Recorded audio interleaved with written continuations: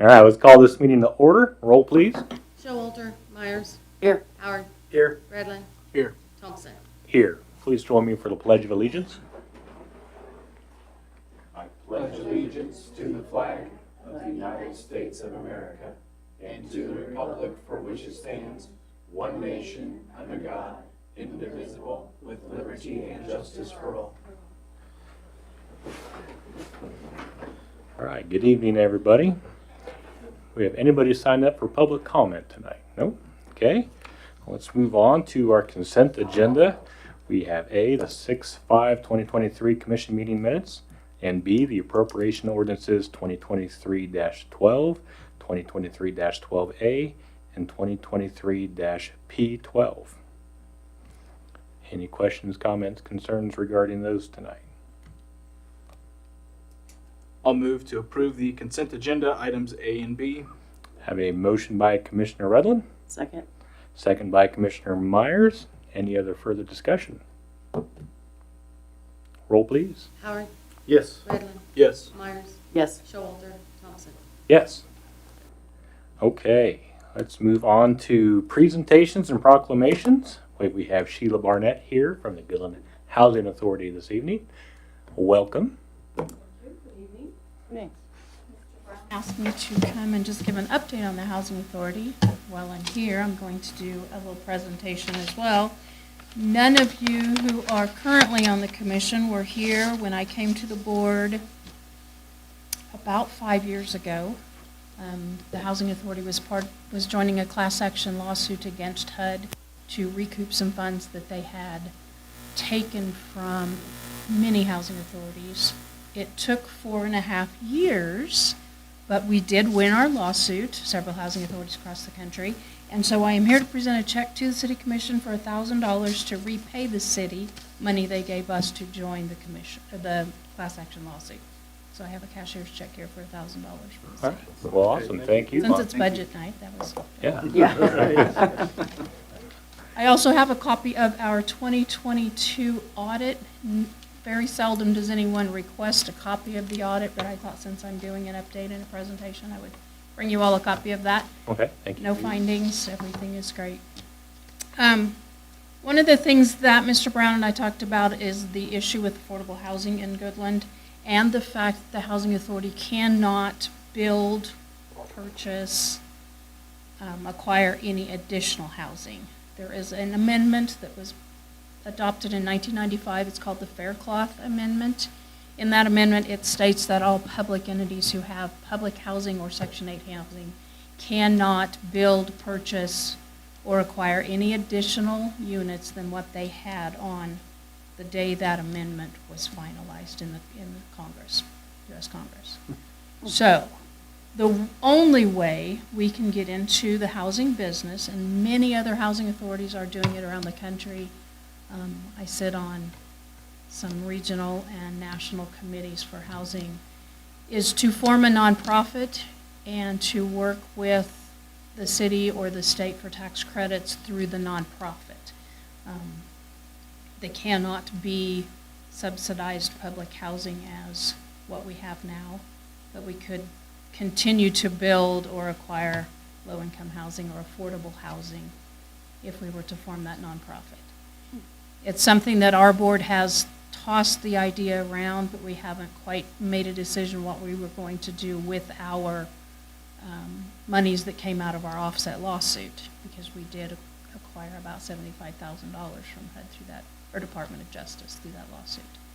And we have talked about forming a nonprofit to start getting into the possibility of adding more housing. We just haven't gotten any farther. But I think our board members would be interested in partnering with the city or with another agency if we could get that done. What percentage of your housing is occupied on average, do you think? Are you always at full? We are at 97% for our fiscal year, which started October 1st. And that's only because we had 13 college students leave last month. We had been at 99% until just last month. Right now, we have 5 units down. We are using all of our capital funds, which we get a capital fund grant every year that's calculated by HUD everybody just gets some money. Last year, our capital fund was $192,000. The 2023 money is $198,000. We are going through and remodeling every apartment as it comes vacant. They're getting new flooring, new cabinets, new appliances, new vanities, new medicine cabinets. Some of the apartments have 40-year-old cabinets, so we are updating, new ceiling fans, new lighting. It's averaging around $15,000 a unit, but they really look great. Please come over and take a peek anytime you want to. So we have 5 down right now for remodel.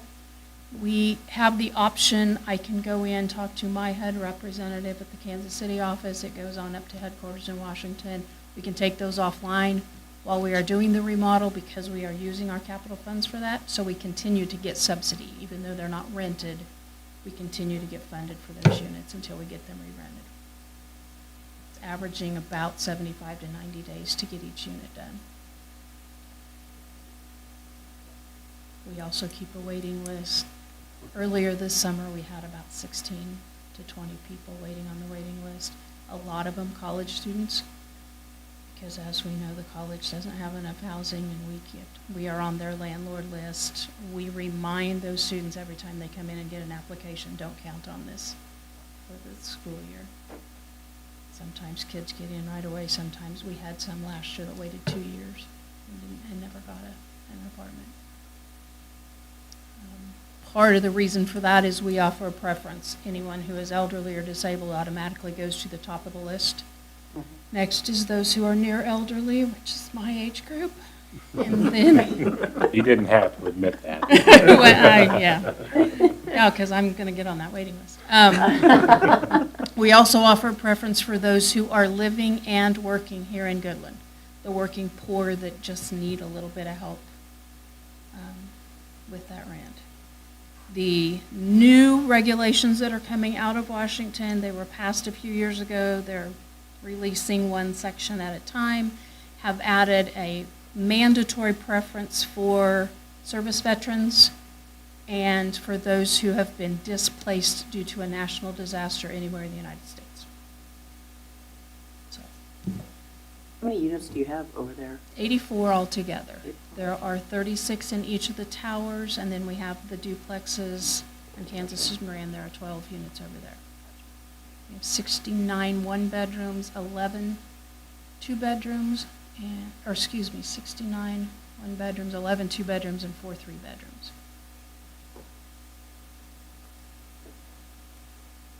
Awesome. Do you, Questions for me? yeah, so do you typically have a fairly large wait list? Yeah. I know you said the board has discussed the idea of forming a nonprofit to try to look. I feel like, we've been trying to come up and look at lots of different possibilities for ways to try to promote housing in town. I think in some of our research and things that have been presented to us, I think we have found that maybe what you initially think is the need isn't necessarily what the true need is as far as the level of housing that's required.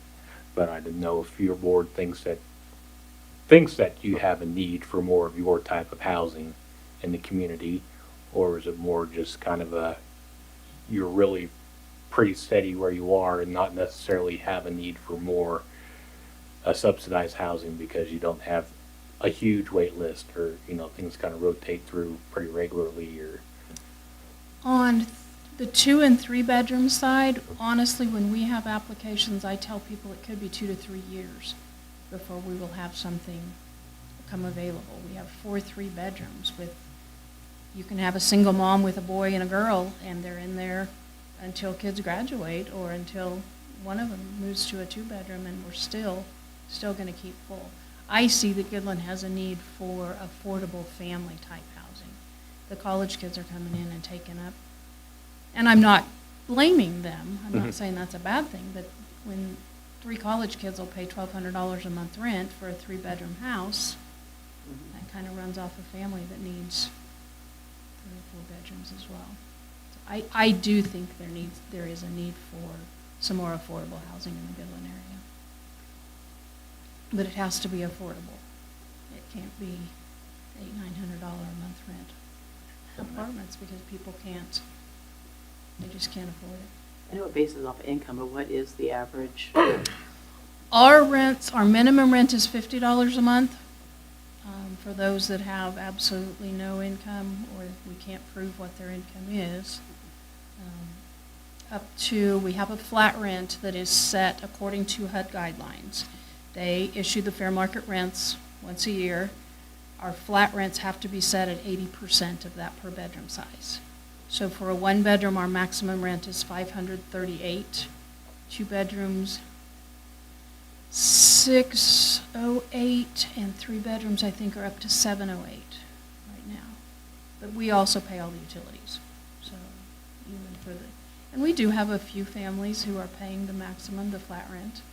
A couple of seniors who had great jobs, have good pensions, or a couple of elderly ladies who are widowed and draw their husband's subsidy or Social Security, and they pay the flat rent. And we have 2 or 3 that are minimum $50 payers. I have a single mom who's a student working part-time with 3 children. By the time you add the deductions and everything in, she's down to about $100 a month for rent. And when she graduates, we will have done our job.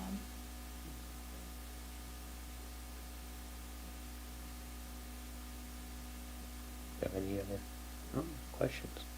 I mean, I don't, I serve on, just real quick, I serve on the Kansas Housing Association Board as the president right now. Thank God my term is ending.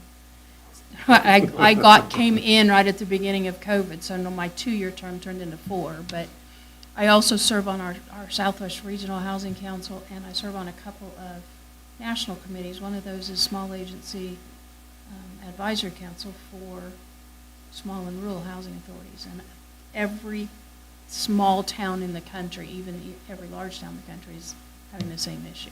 There's just not enough places for people to live. The homeless issue is getting worse. I know several housing authority directors that are working with cities or private finance or the state finance agency to try to get funding and build or buy hotels and refurbish them, or those kind of projects to make more affordable. So if that's something that the city's interested in, I would welcome having a conversation. Come over and talk to our board or see what we can do from there. yeah, I mean, I know I personally would definitely be open to conversation to see what could happen, I don't know that anything, what could come of that, but I think we'd be silly not to at least have a conversation about what could be done with what you guys do, because you guys provide a big service for a lot of people in the community, so, and I do appreciate that. Do you want the audit? Do you want the check as well?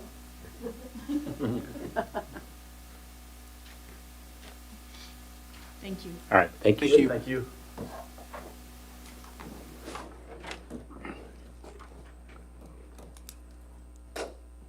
Okay, moving on, we have no ordinances or resolutions this evening, as well as no formal actions. So let's move on to discussion items, starting with A, the first commission meeting in July. Ken? Well, the first meeting is scheduled for the night of July 3rd. So just wanted to make sure with the commission that would be okay, or was there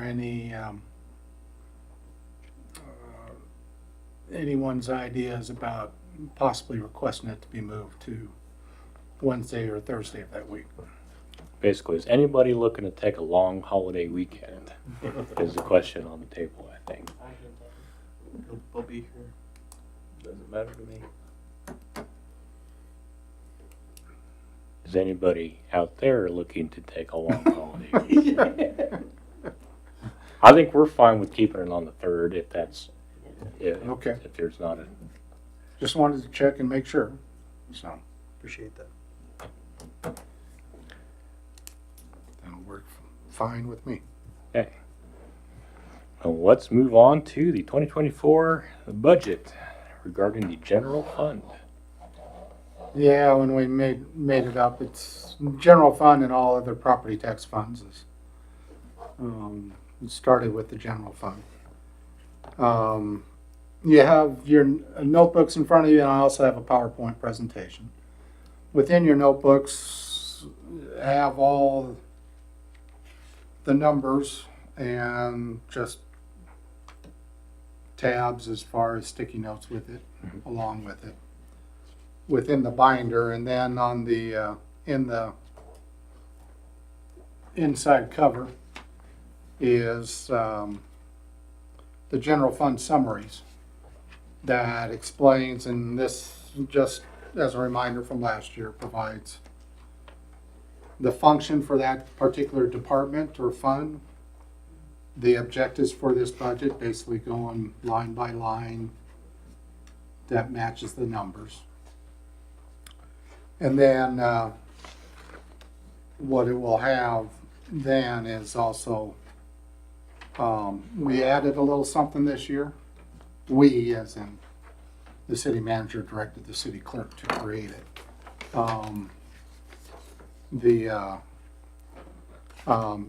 Trying to, and it helps me basically, because we have this, capital improvement fund, as well as the municipal equipment reserve fund.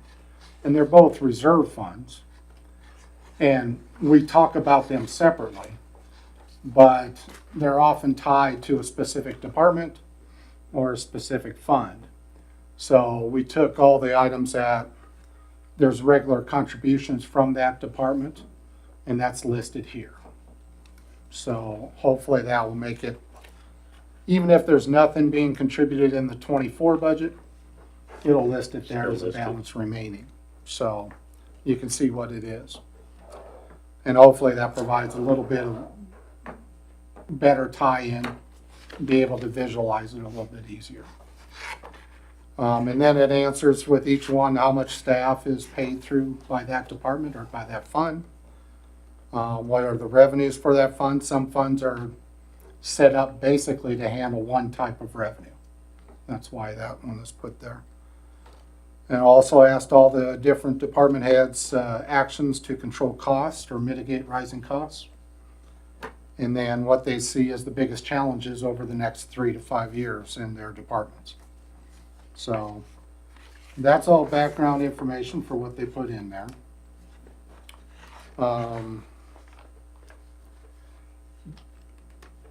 As we start with this, we'll I have some general comments about the overall, and then we'll go through the different departments of the general fund and then the other property tax funds. And then we'll have some comments at the end. Go ahead, Josh, with the next slide. What do we want to try to do? Objectives for 24. We want to have secure reserves and sustainable operations while doing this with a balanced budget. We want to try to improve services as much as we can. We can do that through investments in our staff or improvements with facility or infrastructure. And then with our capital investments, hopefully we're able to diversify the revenue base and provide additional stuff, additional resources for us to do our jobs. The economic conditions right now, we're locally steady, but there's a lot of uncertainty out there. The sales tax remains steadily increasing, which is a little bit surprising, even through the first half of this year, in 23. Inflation affects every purchase is difficult in either availability, price, or delivery. There's a couple places where it's kind of eased up lately, but those are the exception, not the rule. And in your businesses, I don't know if you guys see the same thing as well. And because of those inflation effects of inflation, we need a flexibility to meet demands that result from those effects. The property taxes, we did have really a significant assessed valuation increase as seen in our total assessed valuation. And probably on the first page, which is faced the other way, you can see there, it basically went up to 41 million. It had been in 37 million when we did budget last year. There was some adjustments to that, so that by November it was 36,925,000, which equals when a mill then generates $36,925. The total assessed valuation for the town is $36,925,000, which after the calculation, then it generates for us $36,925 in revenue. This year, because of different property values occurring in reassessment, the initial, during the summer here, estimate of our valuation is 41,796. So that is a significant increase. But we'll see. We'll see if that makes it all the way to November, because people will protest or contest various valuations. There might be a slight adjustment to that.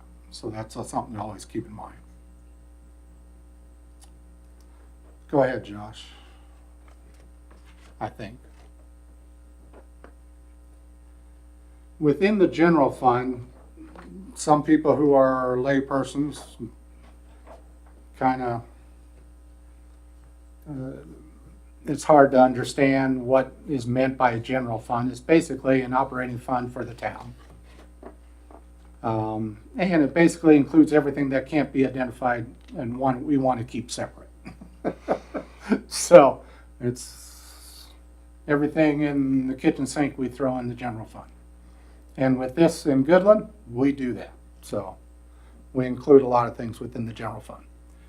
But our revenues for the general fund come from taxes and fees, also licenses and permits, and also some charges for services, fines and forfeitures through the court or through the police department, a little bit of intergovernment, well, some from intergovernmental, some investment earnings, and then some miscellaneous.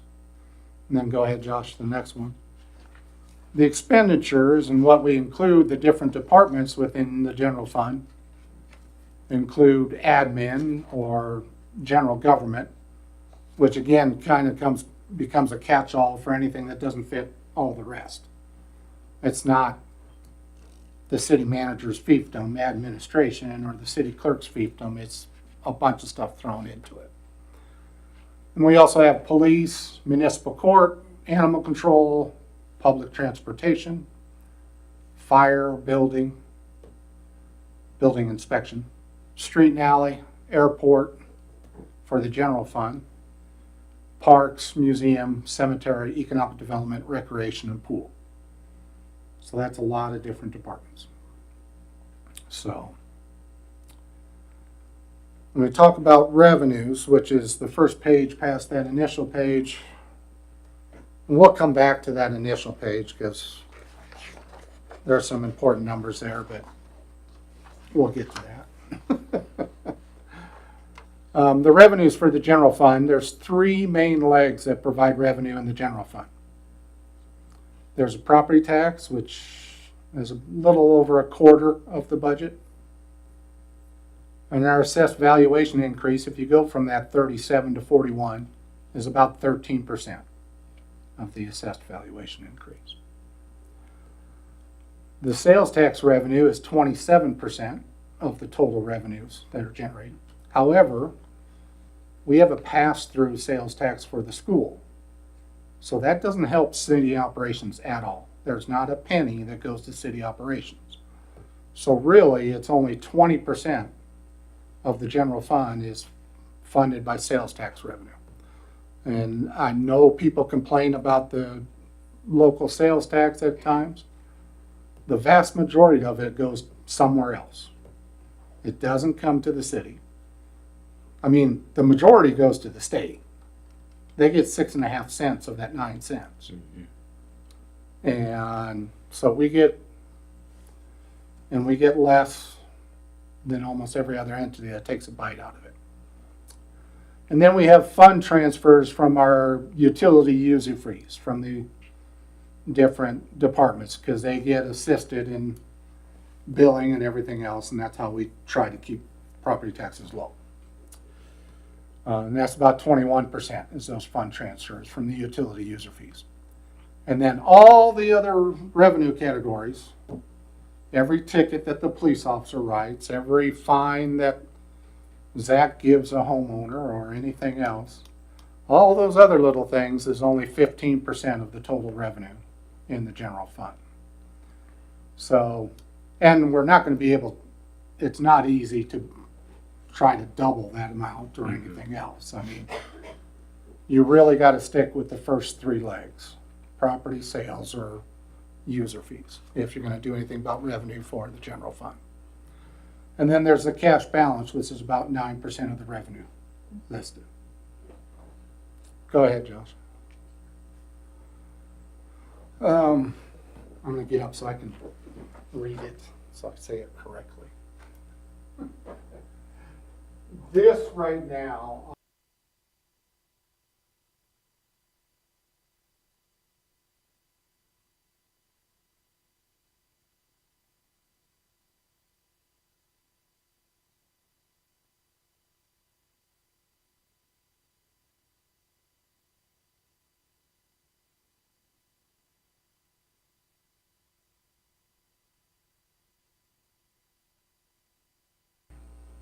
will take to meet all the requests that are included within it.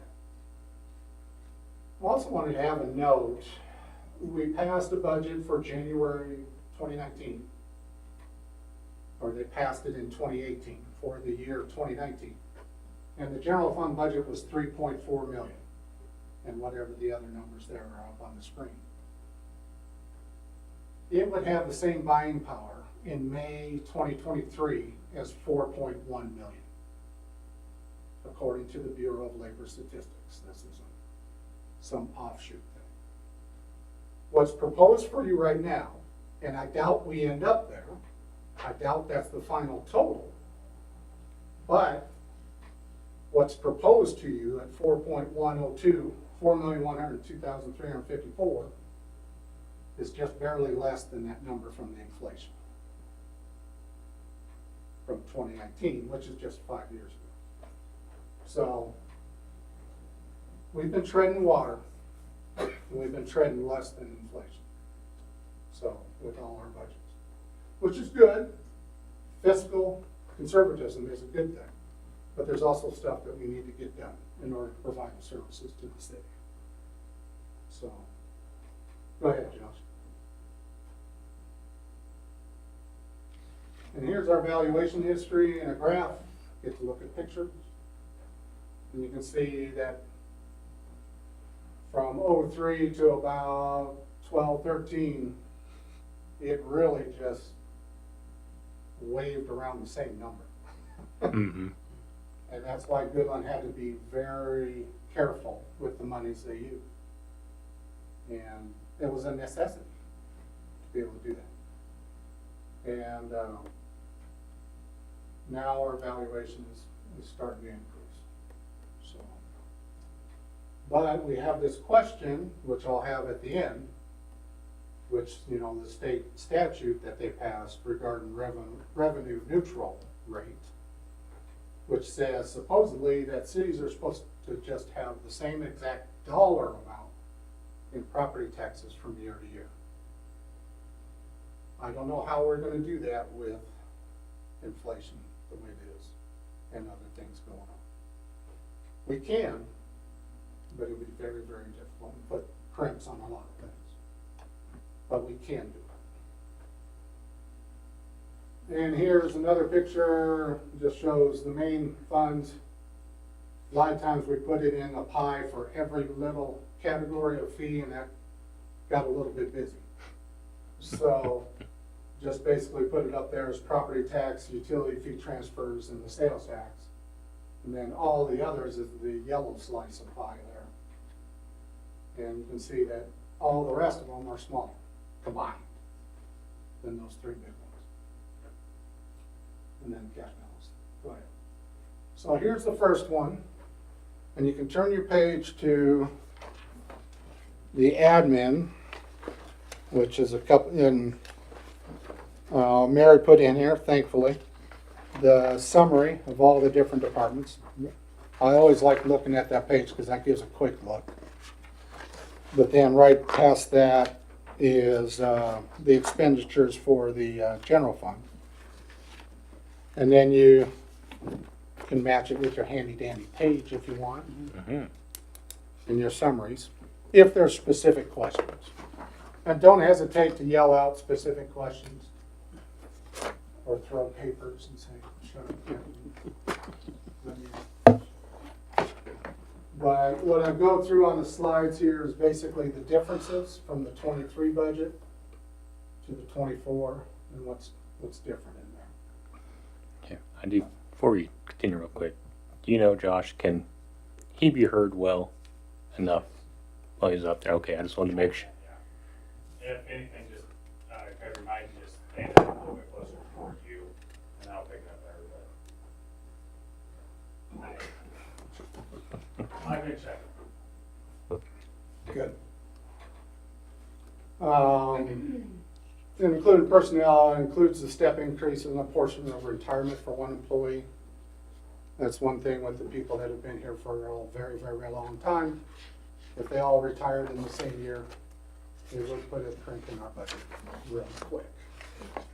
And we've included a little bit of a portion of retirement for employees, is trying to pay that down a little bit, so it's not such a big deal when the full thing happens.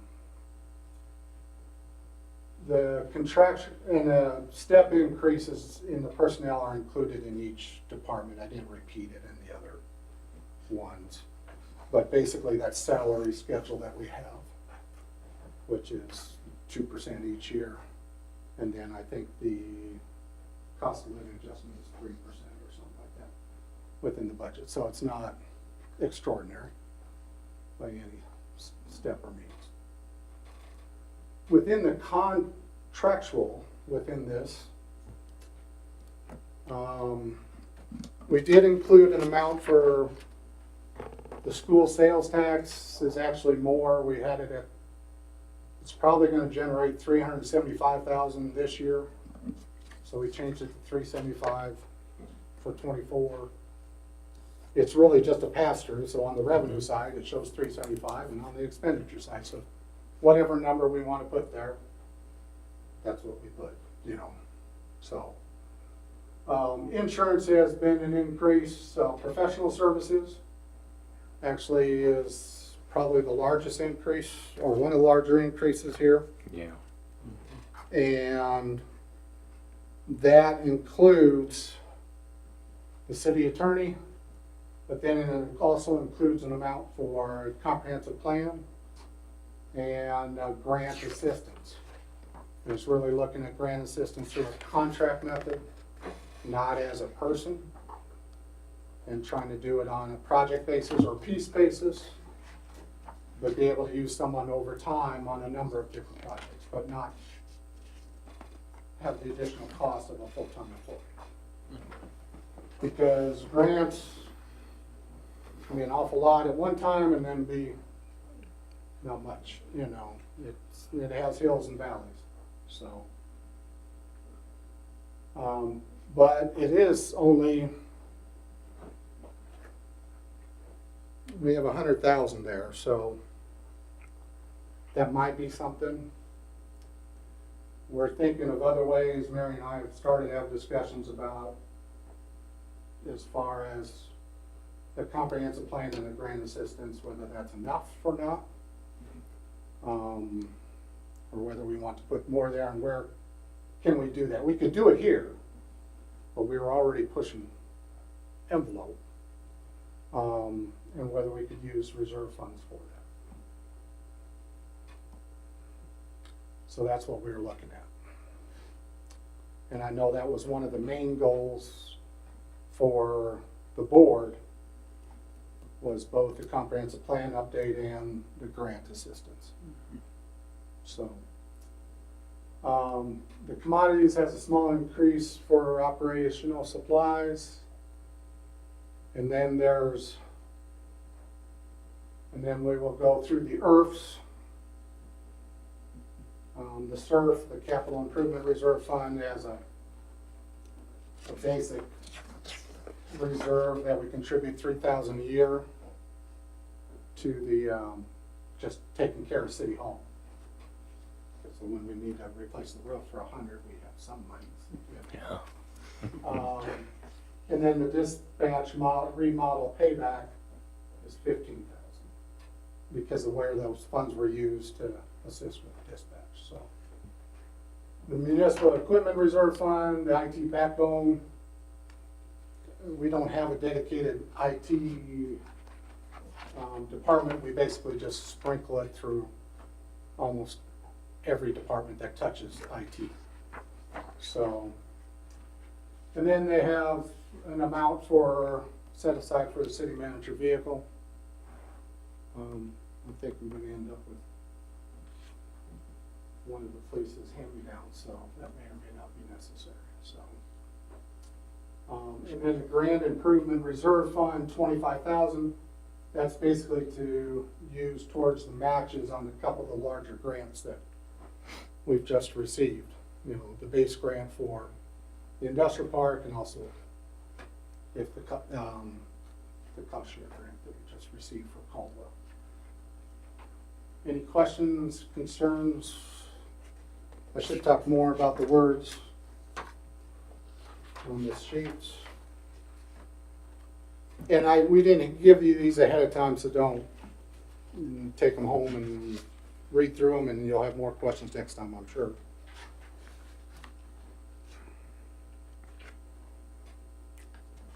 Ken, Yes, ma'am. the full amount in the GERF, Yes. that 25,000 includes part of our base match. It's not for the Caldwell. Okay.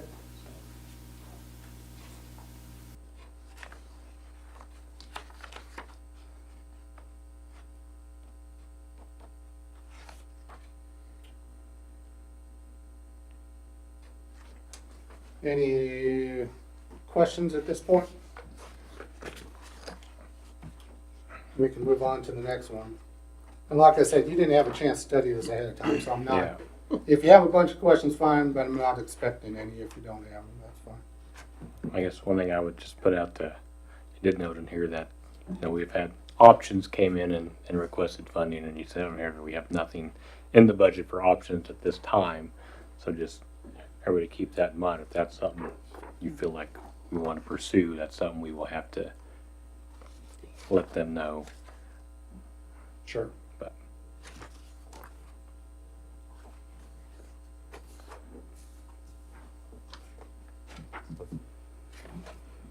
Go ahead to the next one, Josh. Police, this is probably, there's really only 3 areas that the general fund expanded a lot. One was admin, which is basically for other reasons. The police is because of an additional officer, and it's through the COPS grant. But then there's also some other stuff.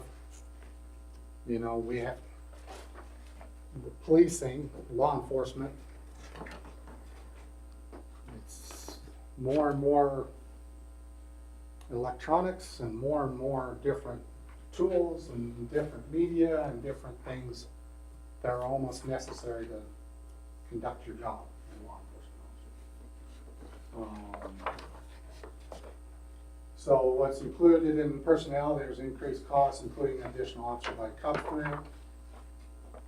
In the contractual, there's a $4,500 increase for the data connections to the vehicles. They end up having different electronic item cell hotspot that they need to put in through the vehicle in order to make that communication both secure and also functional at all times. And then the companies love to give us a monthly bill in order to provide that. So that's one more thing with that. There's also a $2,000 increase regarding the increase with the other utilities. The commodities, gas is up 1,000. In the capital outlay, there's a body dash cam payment, which is the fourth. 2024 will be the fourth out of 5 years. So that whole system we're doing paying over time. And it'll be the fourth of 5 years. In the SURF, they have the PD facility reserve for 2,000, and then a roof for PD facility 10,000, increase from 5,000 last year. I don't know why Frankie can't put out more buckets, but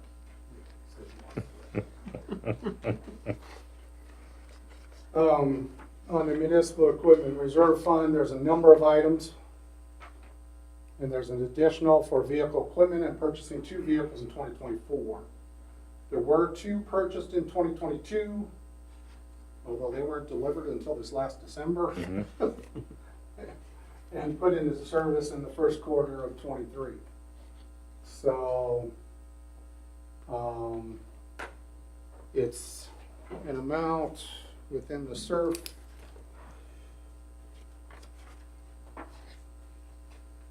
or the MRF, I mean, 45,000, but that will allow us to get to that point. Oh, it's on this one, sorry. There's also a number of other items. Bulletproof vests, upgrade computers, K9 program, car equipment, radio replacement. And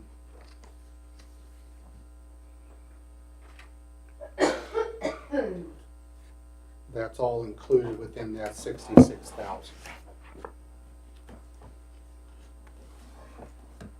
So, and this way too, I think by also listing them, itemizing it, it gives you a better idea, not just what's the actual amount dedicated to each part of that.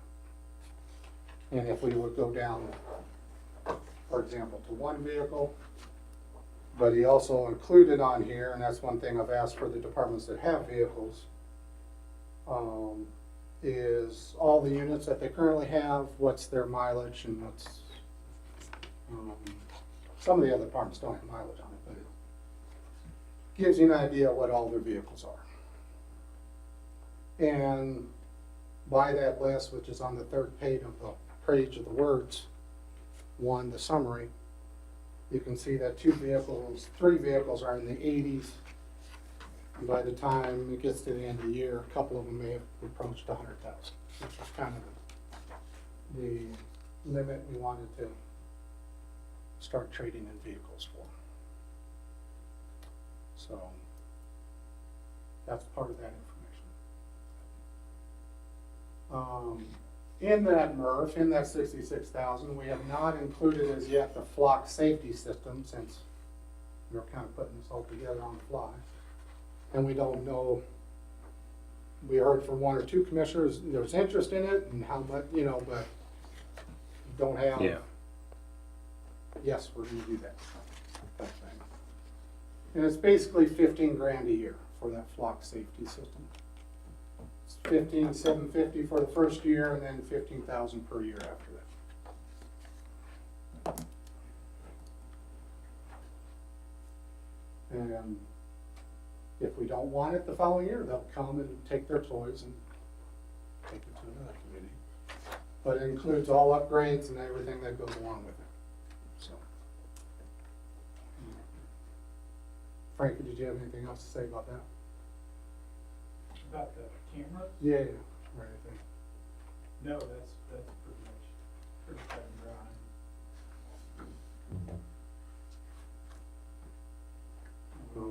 dry.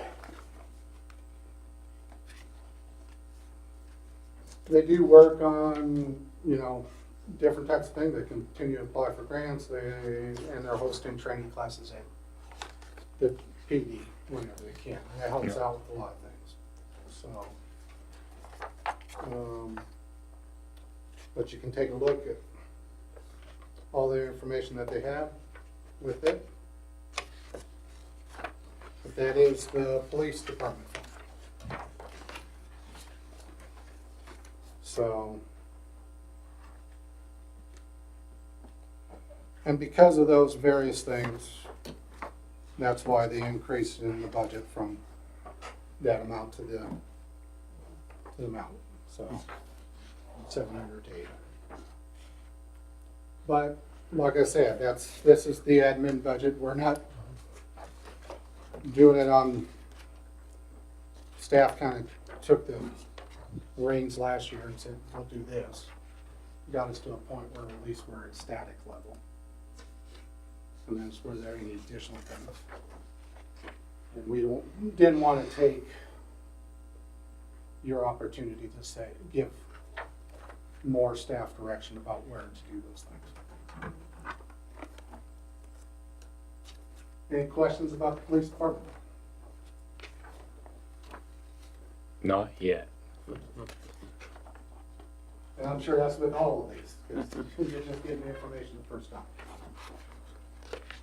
The next one, which is courts. There really isn't much. There's a portion of a retirement expense included, which is, and then contractual, the special prosecutor is $1,500, but it's rarely used. But you almost have to have it there, you know, in case you do.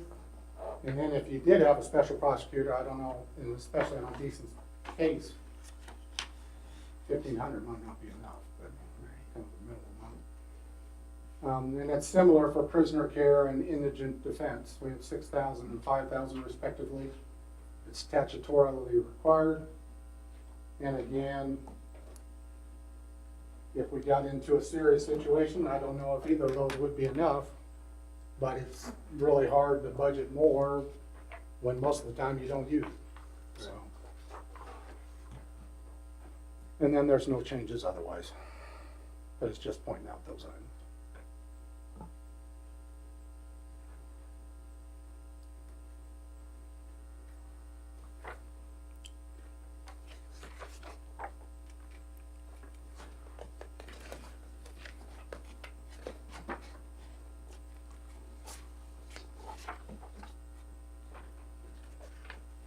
Any questions about the municipal court? There's a couple of these that will go really fast. Animal control. There's no personnel, there's no significant changes in the contractual, there's no changes in commodities, and there's no capital outlay. And that's the budget for animal control. Contract.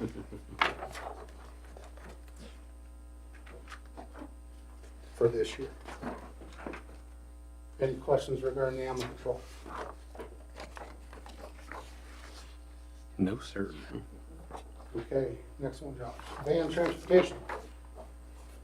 Which there's gonna be a slight change from what's on the screen. The van transportation, or one item, is the state did cut the money that they're giving us for van transportation.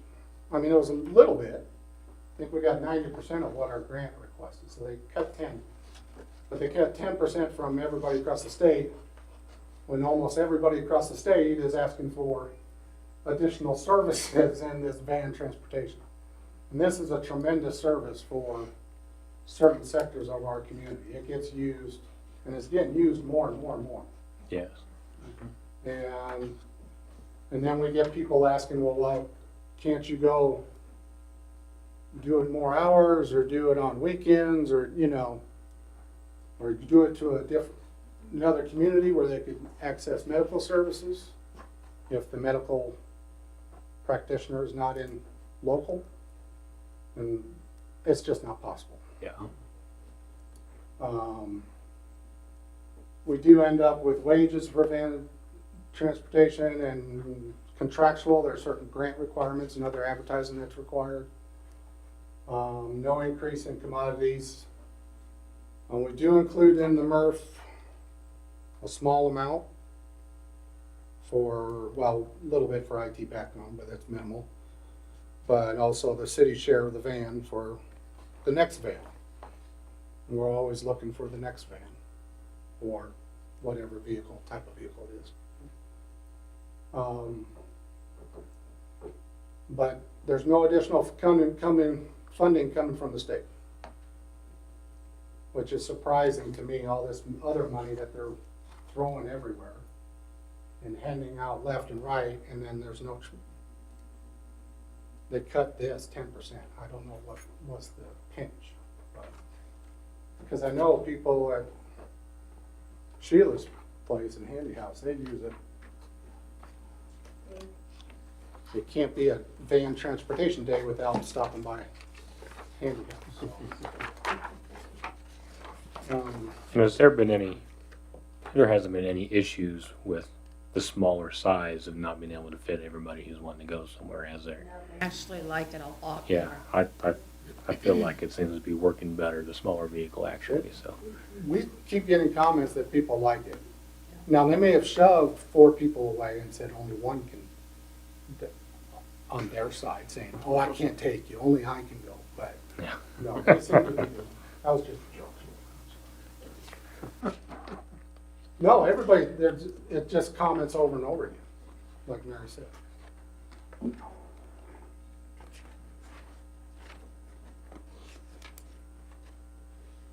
Any questions about van transportation?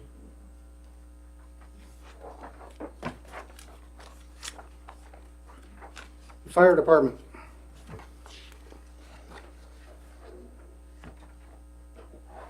And Brian was kind enough to complete the general fund summary.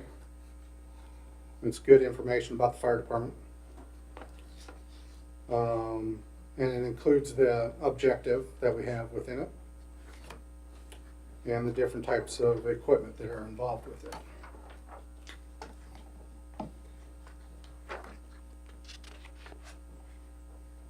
As far as the numbers, the only thing we have within the general fund fire department anymore is professional services, because it's a contractual item.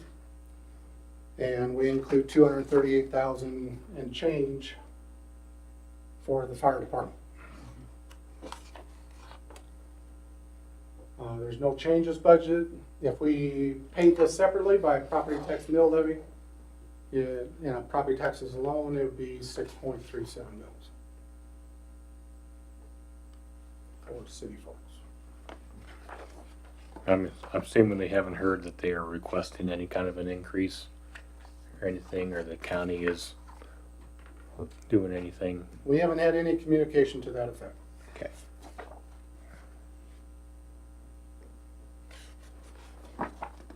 From the fire district board or from the county.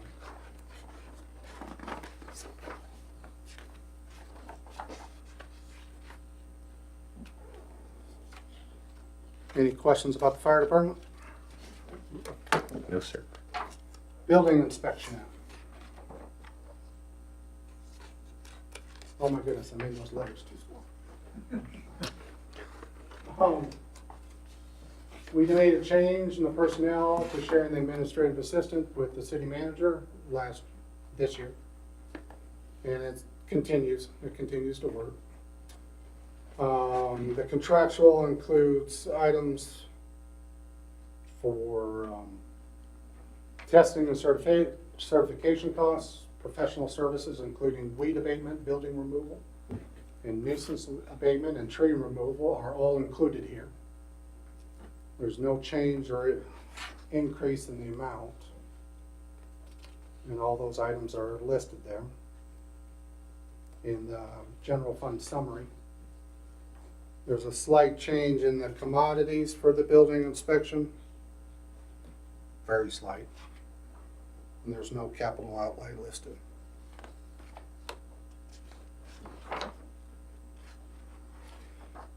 And then there's just the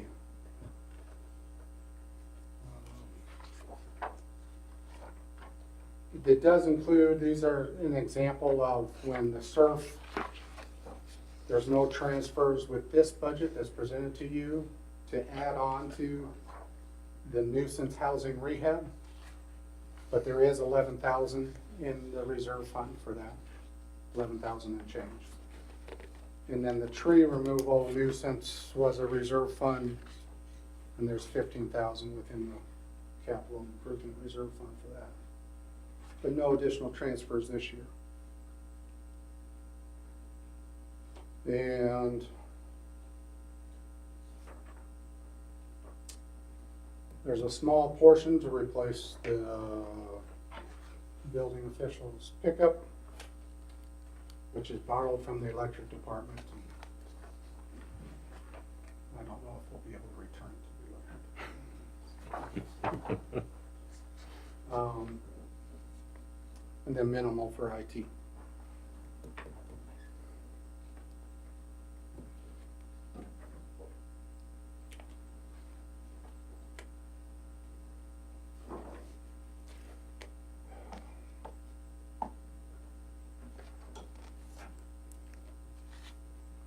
Any questions about building inspection?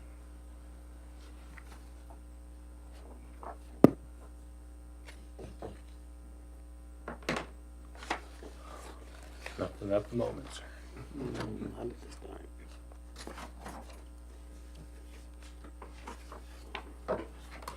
Street and alley.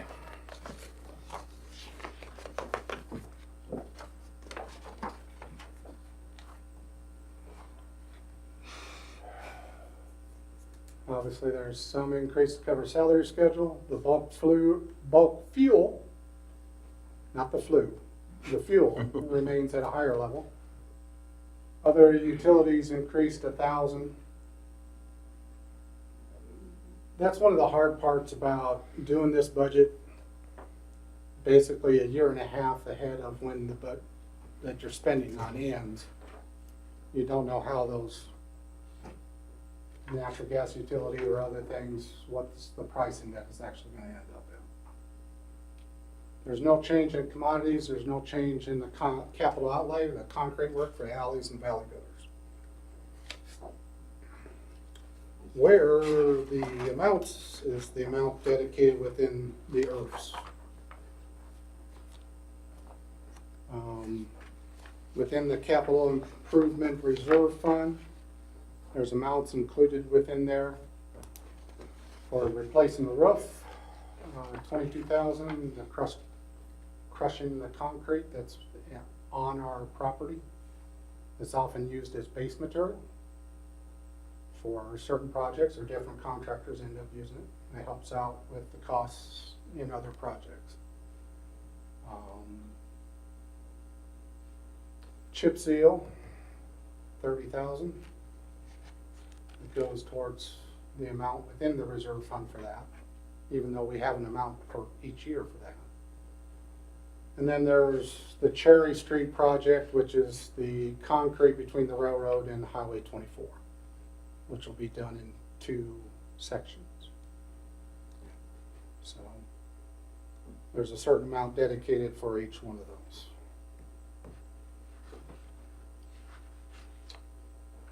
And the chip seal project is actually, that's where we're going to take it out for the local cost share grant, so.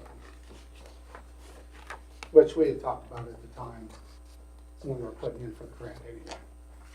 We'll end up having to skip a year of chip seal in order to have the cost share grant to do culvert. And hopefully that'll make that street much, much better. And then in the municipal equipment reserve fund, it's a longer list. You can see the list there within your general fund summary. It includes amount for a tandem axle truck, a front end loader, a red pole type mower, an asphalt zipper, front end loader, and on the next front end loader, and that's taking that slow. Street sweeper is getting towards the end of life. As much as we use it, we use it a lot. The skid loader, the water tank skids, a tractor for mowing the right of way, and the IT backhoe. You can see the other balances within that. So.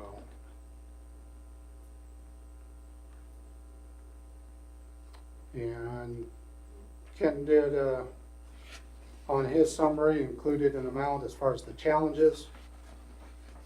And, you know, you can extrapolate that to a number of other departments too. As far as it shows the examples of, you know, concrete's gone from 140 to 100, almost $160 a ton. Cold patch is actually less now, but most of the others are going up, obviously. Makes it harder to do enough.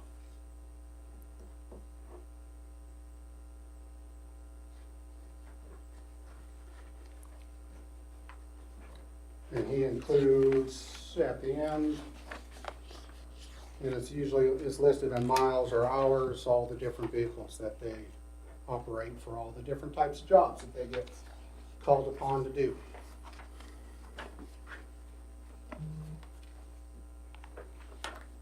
So, keeping all their employees, the 8 employees within the department, plus if we can get a seasonal or 2. And fortunately, this summer we have 2. They're actually working for the street, at least some hours. They're not both full time.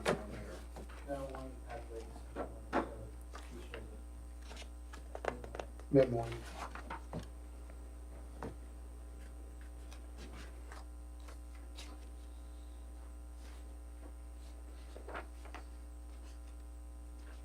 So the street and alley department, obviously, and I just say this not as positive or negative or one way or the other, I'm just saying an amount. Is 100, listing 160,000 more than 23, but you can see through a number of the items, you know, do we include all those? Do we put some off? What are the decisions we're going to have to make in order to get back to status quo as far as the property tax level? Any questions on street and alley?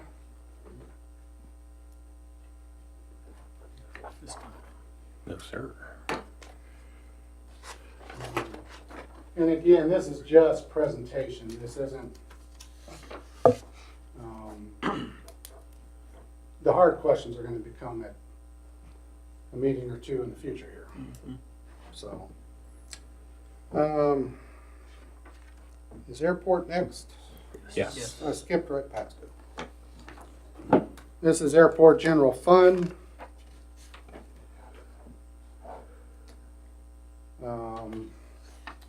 We are required to pay property taxes on the hangars. But then we also have maintenance for the airport terminal building, T hangars and other hangars owned by the city, which is probably not enough for any decent sized project. $5,000 isn't going to fix much. We also have maintenance on the loader for the snow removal equipment, cones and lights at the airport. We had that come up in within the last year. Different things we've had to replace at the airport. It also includes an amount for broom and blade replacement on the snow removal, just so we start putting away for that. And the broom you're going to have to replace on an annual basis anyway, probably.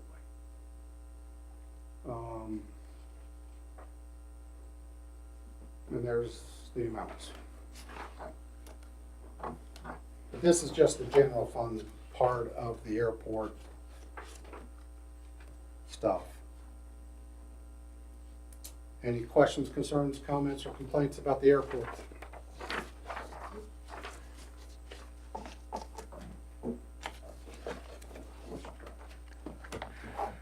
Parks.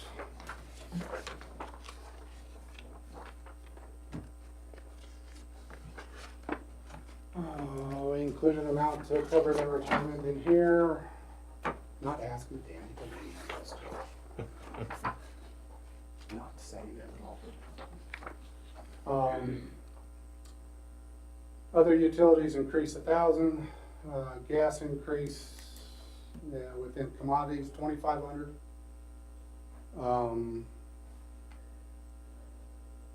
Are the items within that.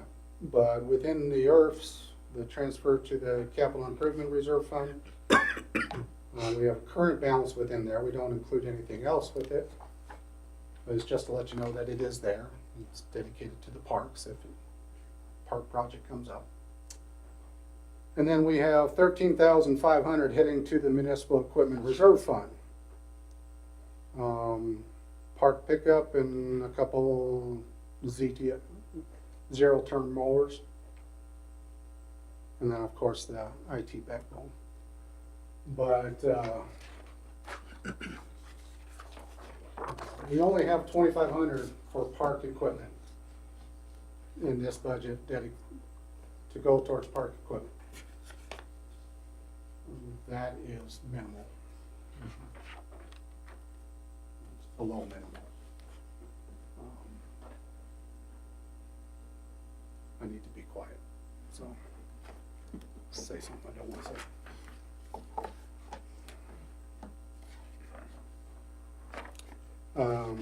But that's the amounts within the park budget, and it's not much change. Any questions on the parks?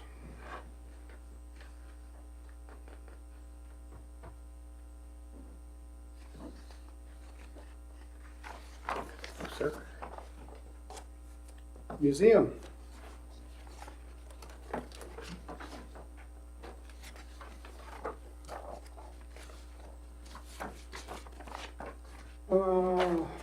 Some increased personnel, which is just really the actual staff. The contractual, there's insurance that is increased in the contractual. And that's been common throughout other areas too, is, the increases in insurance are starting things. Other utilities, there's increased costs there. We are updating the computers in the museum.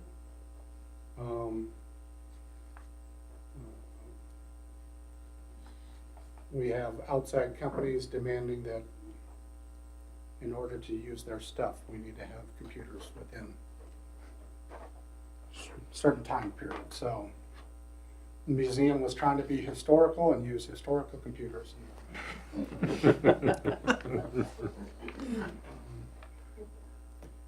But and then as far as the capital improvement reserve fund, there is a small amount for the schoolhouse repair that's left over from insurance. And then there's an amount for exhibits and a very small amount. And then an amount for the alarm system, which that's probably, that's going to be a need to update the alarm system at the museum.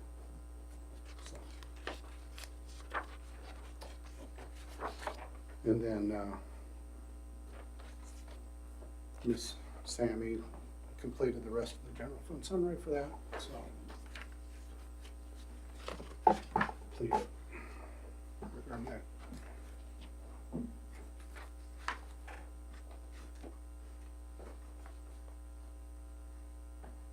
Any questions on the museum?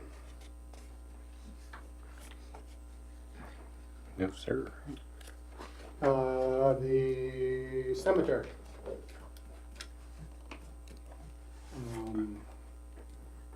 The caretaker's contract comes up. It can be renewed, but there's a certain amount associated with that, so there's a little bit of increase there. There's also the other utilities, which is a common theme. No change in the commodities for the cemetery. And then, go ahead to the next page, Josh, or the outlook view. There's 10,000 set aside for land purchase. It either goes here or in cemetery improvement. We do have a cemetery improvement fund, which is which has some money in it. And that's probably where the purchase for the land should come from. The cemetery board just wants to make sure that there's additional dollars being set aside for it. So, because there will need to be purchase some additional land for the cemetery probably within the next decade. So, we do have, but there was included here, like I said, it's including almost, all the things that were requests about it. And the MRF, the only thing is the cemetery does have a kiosk and does use, people do look up, try to look up their relatives or other people on the kiosk. So there is a part for IT background within that. Any questions about the cemetery?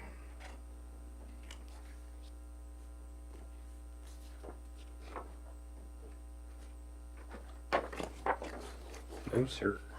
Economic development.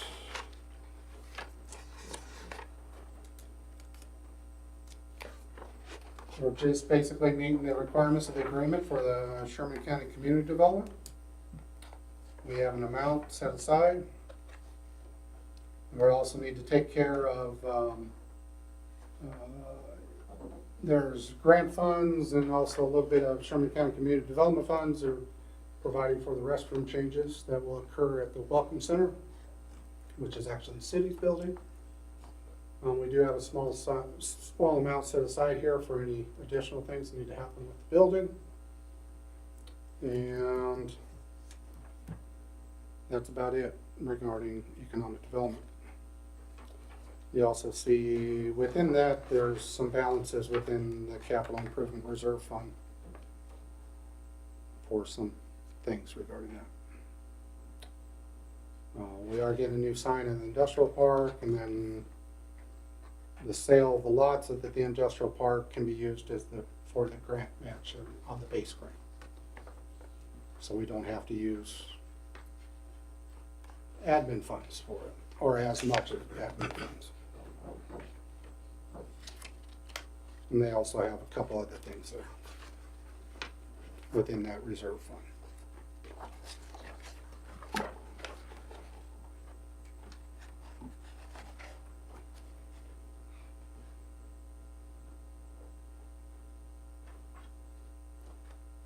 Any questions, concerns?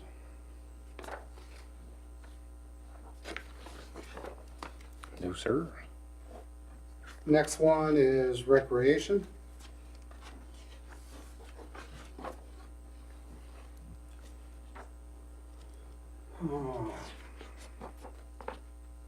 We have the contractual amount with Goodland Activity Center. We continue budgeting small amounts for building maintenance and equipment maintenance, operating supplies, and field crew expenses.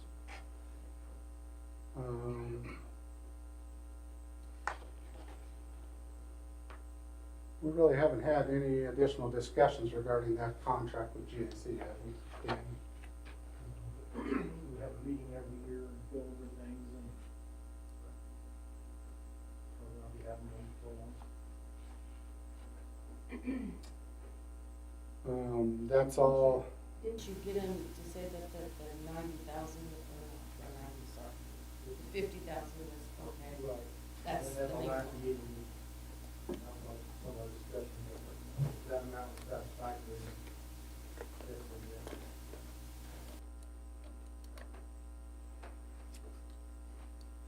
And we maintain, obviously, with the facilities, we end up maintaining some things out there on a regular basis.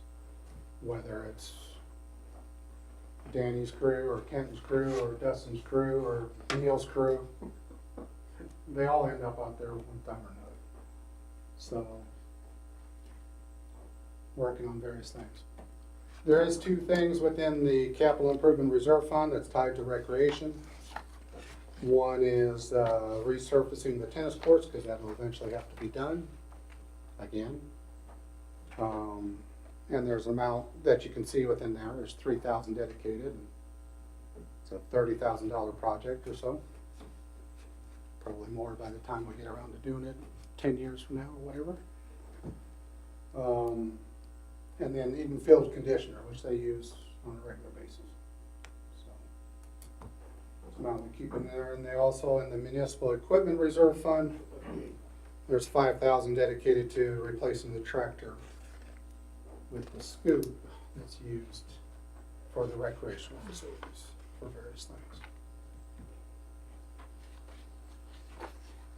What do they have now? They might use our tractor as one we're replacing.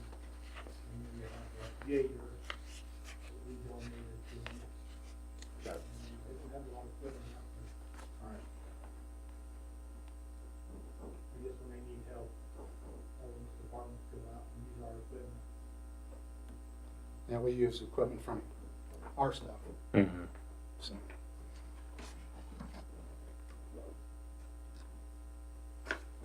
Any questions, concerns regarding recreation? You know, it's that amount for the tractor is probably the biggest difference in the change from 61 to 70, so.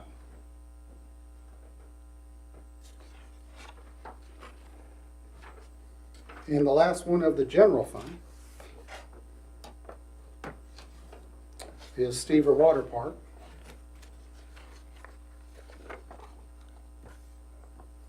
Which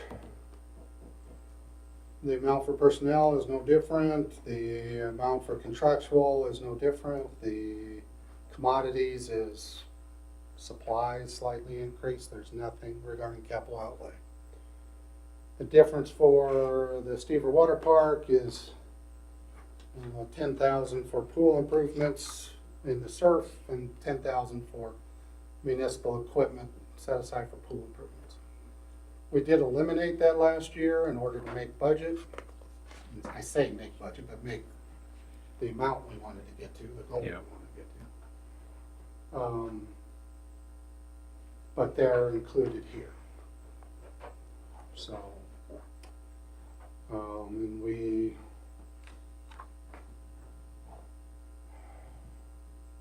need to, or have we replaced the impellers already? We need to replace the impellers. And we have a hot water heater, someday replaced about 12,000. Need a new hot water heater, the vacuum, or did they get a new one of those? Yeah, we did that. They just got that this year. So, Instead of buying new water fountains, we eliminated the water fountains. there's been a request for an additional shade structure up there. I'll get more shade at general at the water park. And our guys do a lot of maintenance at the park. Before, during, and then they try to ignore it after the season.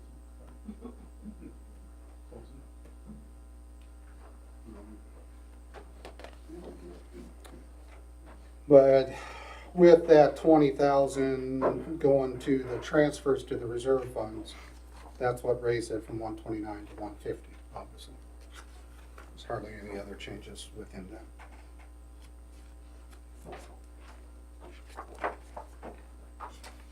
Any questions?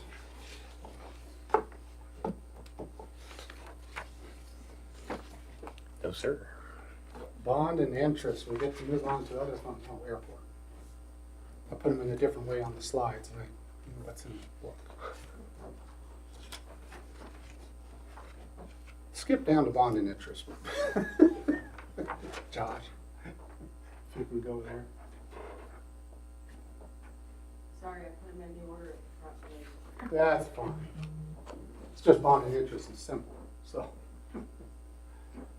We do have property taxes go to bond and interest. They're gonna be slightly less in this budget, basically because of the valuation increase. So amongst the different funds, then we can, that little tiny portion can go to the general fund to help fund things. We have a series 2017 issue, street improvements that goes until 2027. That's basically what's being paid off in here. And then next year, the expenses are $291,750 in principal and interest payments. And then 25,000 for a cash basis guarantee. And I forget, Mary, what that's for. That's your, I don't want to say, it's extra in case if you have delinquent taxes. Ah, You levy in case people decide not to pay their taxes. You have the money there to make your bond payment.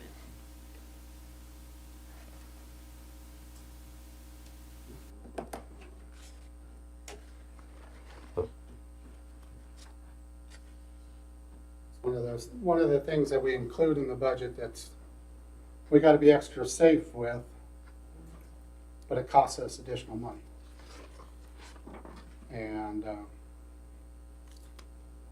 we can't, with the bond payments, we can't just skip a year just because somebody hasn't paid us.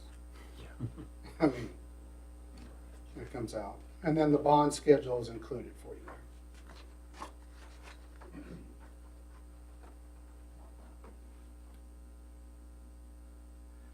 there. If we would end up with a housing project or other type of project, there could be a possibility we would have additional issues that would go into the bond and interest fund where we had to have payments. Even though we might get revenues from special assessments or other types of things. The bond and interest fund would be the vehicle to make the bond payments. Any questions, concerns? No, Okay. sir. Back to the airport. I've already seen the airport.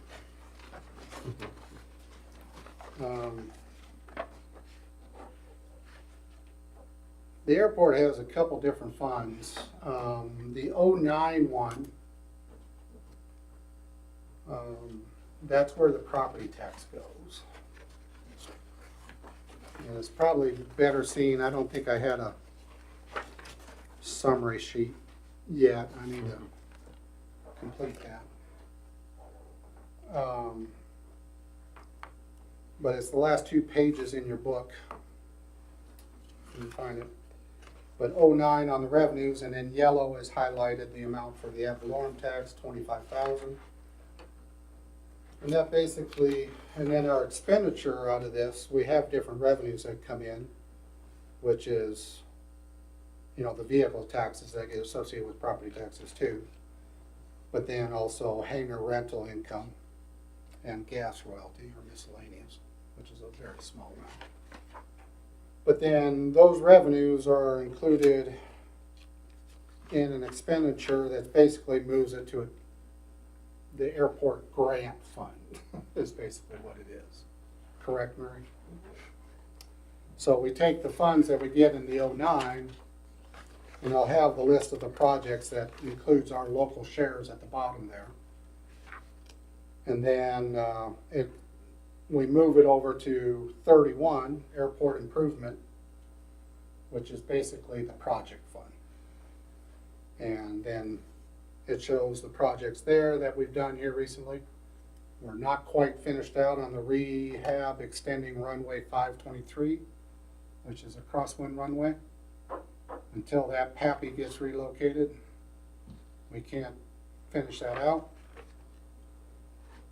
We have the aviation pavement preservation, which is the preservation of the main runway and the patio area.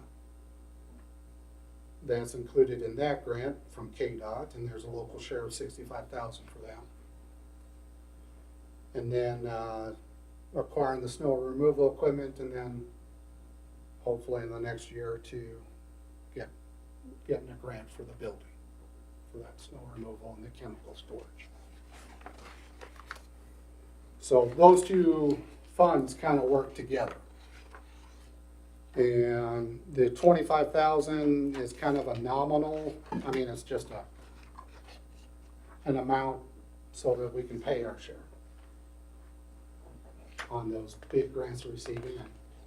We've actually have a little bit higher balance in that fund, but we're using a lot of money out of those funds too. So, because of the projects that are occurring. And there are, according to either KAA, Kansas Association of Airports, or KDOT Aviation, there's over 100 people that work at the Goodland Airport, which was surprising to me. I don't know if they're hiding. But that was not something that I came across, so. Okay. Any questions on the airport? No, sir. Okay, now we'll have a couple funds that kind of, what do we have next on the screen? Yeah. Self-insurance and employee benefits kind of work together.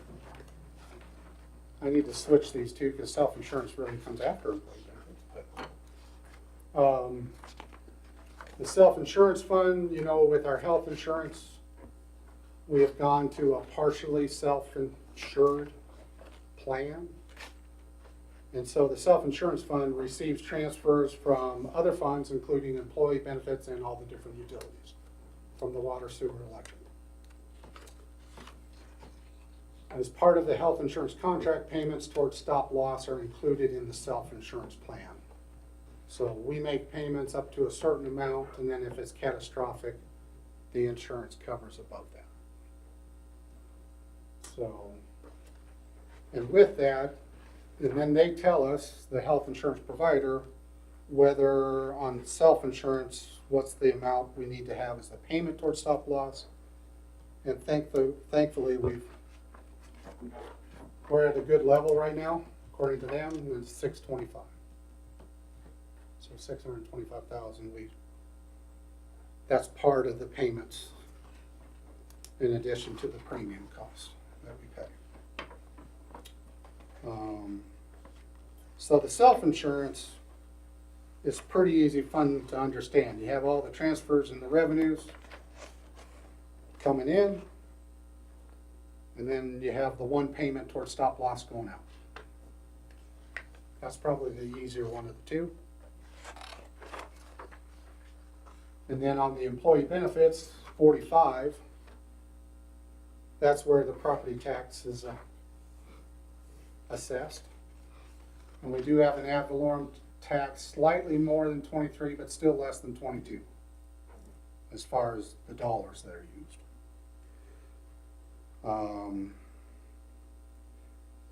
And it's included there, but it also includes, obviously, the one additional employee. But then there's so much that's included from the reimbursement from the COPS grant, if we would receive the COPS grant. But you can see various items within there. And then the expenditures, the majority obviously is from health and accident insurance. There's also a remittance for workman's comp.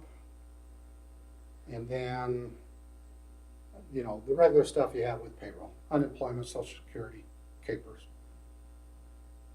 So the amounts that we have within that.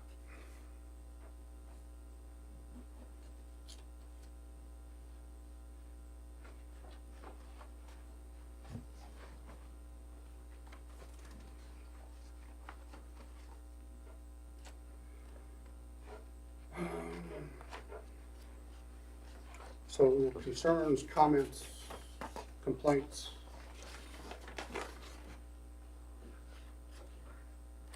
We have one more set of funds to go through, which really isn't much of anything.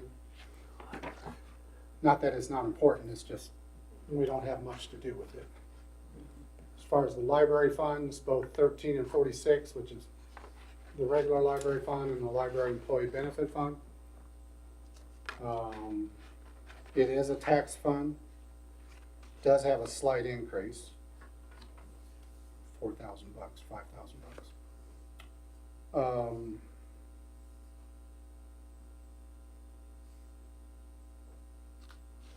And then the other taxes that get assessed associated with that. But there's an appropriation to the library board, and then they obviously decide how they do it. There is a limit of 6.75 mils that statutorily for the library. They do not reach that currently. That's a combination of both for library and library employee benefit. And there's a small amount in library employee benefit as far as property tax assessed. It's less than $1 million, it's 36,000. And then they have some other small taxes that get recorded there.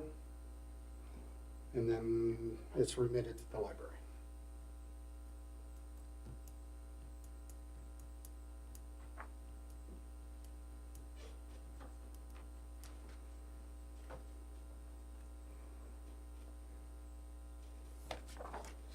I did have a sheet for that.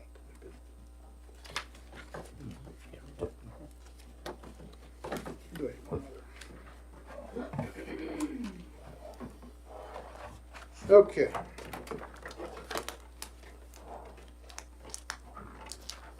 Now that you've heard all this, and we have other funds to go. We have the utility funds next time. We have a general overlook regarding the reserve funds.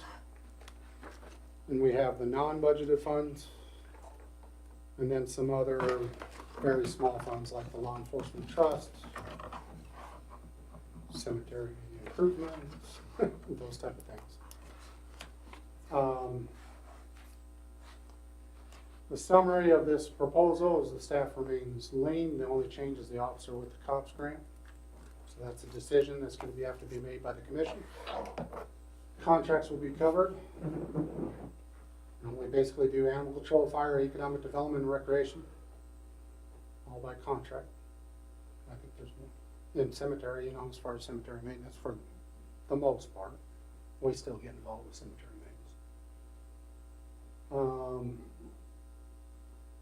We do need to strengthen revenues long term, or eventually we're going to have to reduce services. I don't have a good answer for that, but I do want to, I mention it because long term it's going to get more and more difficult. And there's more to present on the funds at the next meeting. But you are going to have some homework. Go ahead, Josh. Little letters, so. That's it. To meet the same ad valorem rate as a 23 budget, the budget would require an additional $329,000 in cuts. So if we want to stay at the 48 point, go back to your beginning page, which is the first one. Right now this says this would require 50, it's in bold, it says totals. It's the first bolded line, row across. It says 56.764 mils. That's what it would require to fund, without any changes, all the requests that have been made. If we want to get back to 48.876 mils, we will need to have $329,000 in cuts, or some additions to revenue, or a combination, or some reduced expectations on the rest of 23. That will help the cash balances going forward. We'll probably have to do a combination of all of those. If we want to meet the projected R&R rate, this is the tough one. There would have to be $567,000 in change in cuts from the current form of this budget, or somehow an additional $567,000 in revenue. Now, the new R&R rate that we were given by the county clerk, as required by statute, was 43.183 mils. There is a ratcheting effect with the R&R. With the 23 budget, our current budget, last summer, you guys decided to have a hearing for the R&R rate and match our rate from 22, not to go down to the R&R rate. which last summer was 45 mils and change. That would have been our new starting point. So with the increase in valuation, if we were at that 45 mils, we'd probably be down, I had it calculated somewhere, it was either 40 or 41. So in 2 years, would have gone down 10 mils.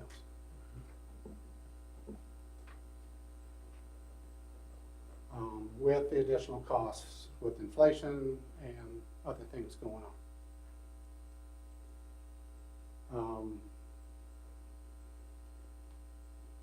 That gets to be a hard argument. And city staff is willing and available to discuss or have those discussions with, if anybody in the public or anybody on staff or any of the commission want to discuss different things regarding this proposal. But that's basically the challenge that's ahead of us right now, is that's what I need to, what staff really needs from you is direction. What's the goal? Are we going to try to reach that R&R of 43.183 mils? Or do we send the request to have a hearing notice? The reason I'm bringing that up right now, even though we have more budgets and we have more things that we need to talk about regarding the utility funds, and there's other parts of the budget that are going to be hard discussions too. This one we need to have an answer by July 20th, which is what it is statutorily. We need to give the intent, or the notice of intent, it's like you're buying a house, notice of intent, to the county clerk by July 20th. So she can include the hearing notice and be able to mail out the hearing notices to all the affected property owners. So we need to make a decision. We'll have 2 more meetings. We'll have 1 meeting on July 3rd, where we'll discuss the other funds and complete the budget presentation.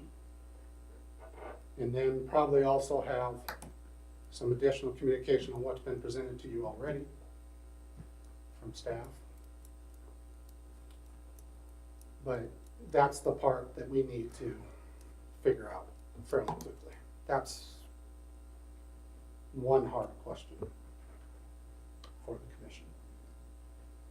And with that 3-legged stool of property sales and user fees, where and how does the city pay for increased costs?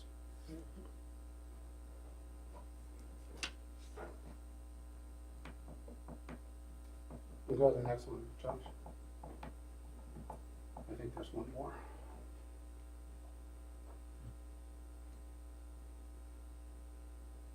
We'll come up with a suggested list of cuts, but I'm also, we are also requesting commissioners to recommend where to cut as well. Unless we increase the millage, either. I mean, that is a possibility too. I don't know if that would be everything, but you know, last year the staff made a majority of the cuts before presenting to the commission. This year it's going to be more. It was just such a big concept regarding that R&R rate, and you guys kind of understand that now, how difficult that is and how difficult it is to have our decisions made before we send that notice, or at least some of the decisions made.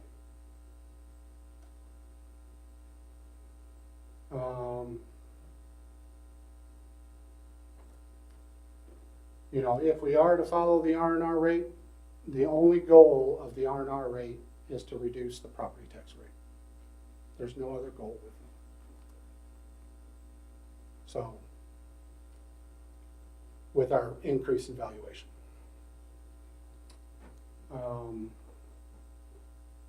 But also, along with the cuts, it also doesn't prevent from adding something to the budget.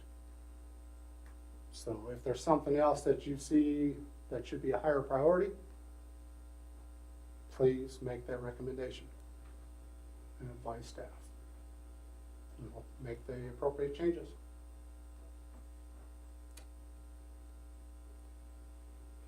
Any questions, concerns, comments, or complaints now?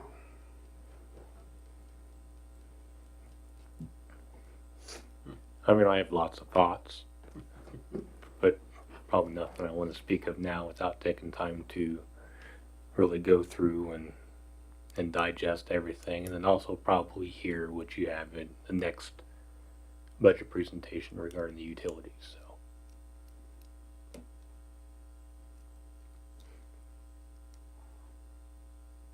It's a little bit of a daunting challenge, but I know that we can make it. It's just the decisions that have to be made, so. just 1 year, it would be nice if the budget was fun. Just once. Well, thank you. That was very well done. Lots of good information, and I really like the way everything is presented in a manner that makes it pretty easy for us to go through it and digest everything and really see where the funding would be coming from and going to as well. But thank you. Go ahead, Mary. I do need those binders back. You can take the information out, but I will need the binders back, just so you know. Or we'll have to buy more binders the next time.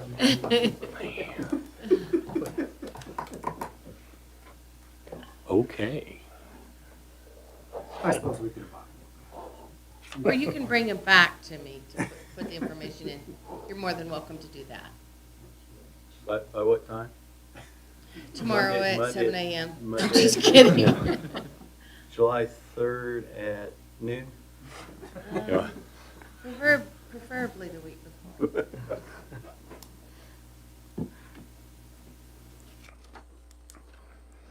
Okay. Anybody else have anything else they want to say regarding the budget today?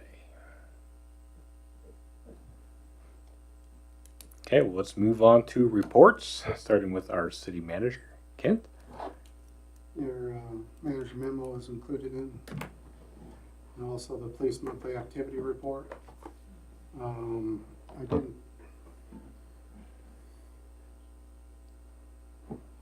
Not as prepared for this part as the budget. We'll ask Kent to give a little update on a couple of different street things that are occurring. And I'll leave that. As Kent said, he asked me to give you guys a little update on what we've been doing the last couple of weeks and what's coming up in the future. Last couple of weeks, the rain, we've been really mowing a lot lately. I got, as he said, just a couple summer help. We've got Joey, Andy, and one of the summer help mowing daily. And last couple weeks also, the weeds been coming up in the streets, so I've pulled Bill off the street sweeper and had 2 people spraying the weeds in the street trying to get them caught up. So Bill and Zach's been doing that for the last couple of weeks. And our gravel roads have been deteriorating with the rain, so we've been maintaining those. Lots of concrete crushings, as he mentioned. That's kind of a material that we've got to build some of that stuff back up. So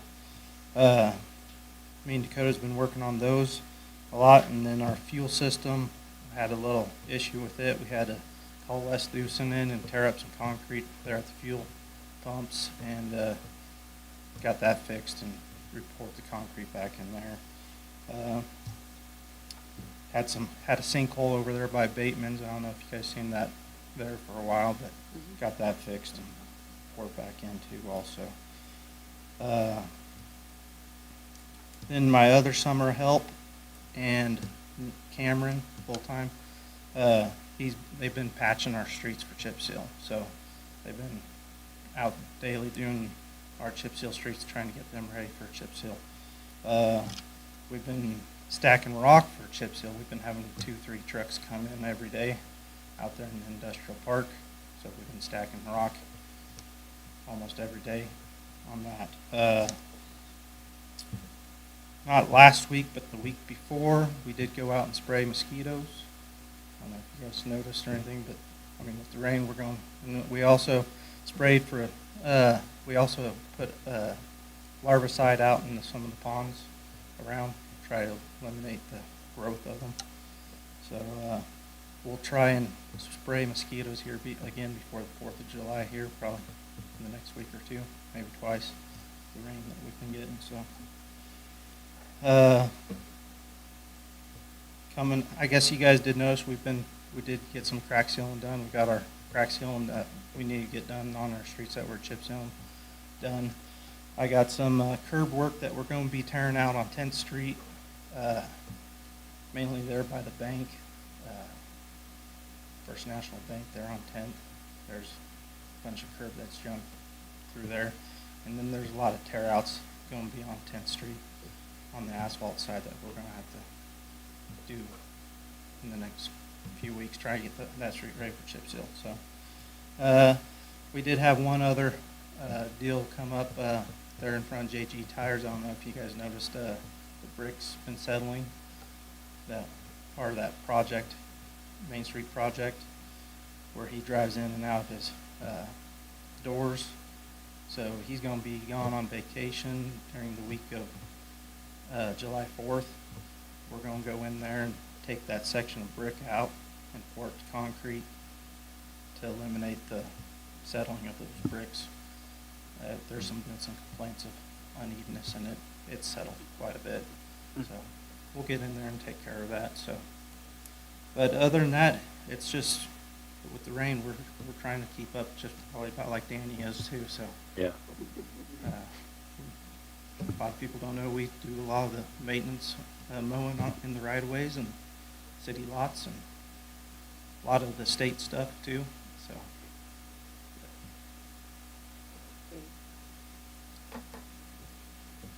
All right. Guys have any questions? Thank you, Ken. Yep. Neil, I didn't warn you ahead of time. Can you give an update on Waterwell 5 and the lift station? Waterwell 5 is back operational, correct? Yes, well, five is back. Up and running. Western Sprinkler out of Colby pulled that well. We put a submersible in. We're pumping a little bit of sand. They're supposed to kind of monitor that and see if it's going to go away. It's not a bunch of sand, but every day we dump the desander, it has a little bit in it. We've got a communication problem on lift station 7. Don's Electric out of Ellis is still working on that. They changed radio, they changed PLC, and it made it worse. So they're going to have to send somebody out with a computer, hook up to it, and find out where the problem is lying on that lift station. We've got some float issues with Pioneer Park, so when it rains, we have to go turn the pumps on by hand and shut them off by hand until we get the floats changed on that. The well 5 it's running just as much or a little bit more gallons per minute than what we were before with the upright. We put a submersible in, so we wouldn't have to mess with the mechanical joint packing gland on that. So we need to do a static test and a drawdown test on that well at some point in time in the near future. So all of our wells are operational this summer. Yes.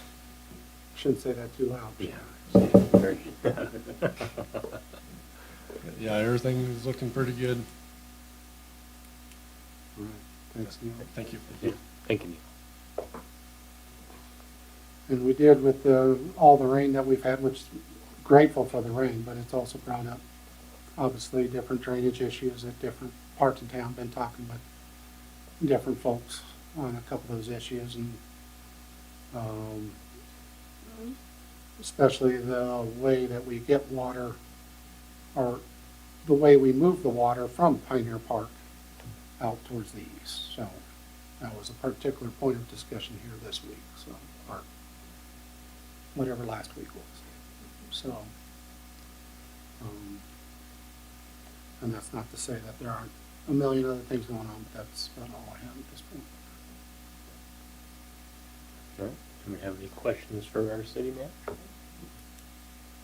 Thank you, Ken. Move on to commissioner reports. We'll start down here on my left with Commissioner Redland, Nothing to report. Commissioner Howard, Nothing here either. Commissioner Myers, Nothing. and for the mayor's report, I have nothing more to add as well. So I would entertain a motion to adjourn at 6:50. So moved. Have a motion by Commissioner Redland, Second. second by Commissioner Howard. All in favor, say aye. Aye. Aye. Thank you, everybody.